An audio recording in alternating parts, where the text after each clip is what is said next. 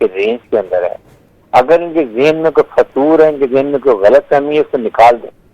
मैंने आपको बताया कि इस वक्त अगर जहां से भी फ्लैग ऑपरेशन करेंगे, जहां से इनके जहाज उड़ेंगे, वहां पर धुएं और आग के बादल उड़ते हुए नजर आएंगे। और मैं आपको यहाँ से हारिस साहब, मैं तो आपको यहाँ पे रोकना भी चाहूंगी। इनकी फिजाइया का आप हाल देख रहे हैं कि जो तरबियती तैयारा या जो भी तैयारा उड़ता है वो तो तबाह हो रहा है। इनके हालात तो ये हैं। अच्छा, मैं आपसे ये जानना चाह रही हूँ कि आलमी सतह पर भारत का मकरू चेहरा सबके सामने है, चाहे वो कनाडा हो, अमेरिका हो। अब ये तयशुदा बात है कि वहां पर खालिस्तान को नुकसान पहुंचाना हो, जिस तरह लोग वहां पे टारगेट कर रहे हैं और सरेआम सबके सामने है। अब ये जो फास्ट फ्लैग ऑपरेशंस किए जाते हैं, क्या सबको मालूम नहीं है कि भारत चाहता क्या इस खित्ते में?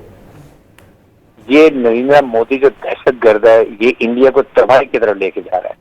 अगर रशिया की इतनी बड़ी फौज न्यूक्लियर पावर के बावजूद 15 रियासतें हो सकती हैं, तो जहां इंडिया जिसकी फौज नकारा, अनट्रेन, अनप्रोफेशनल, इंडिया के ये तोड़ करेगा। हमारी लाइफ स्पैन में देखेंगे कि ये खतरनाक जो है ना सांप, ये मुल्क को तबाह करके छोड़ेगा।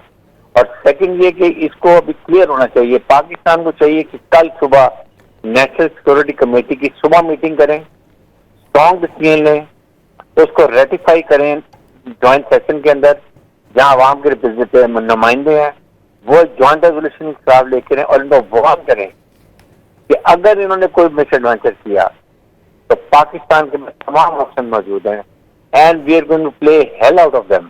दे should be very clear, they know कि चीफ आर्मी नासिर मुनीर ने जो ओवरसीज पाकिस्तानी के ऊपर जो कौम वहां पर खिताब किया था और जो कश्मीर के बारे में बात की थी, वो उनको मरोड़ उठ रहे हैं।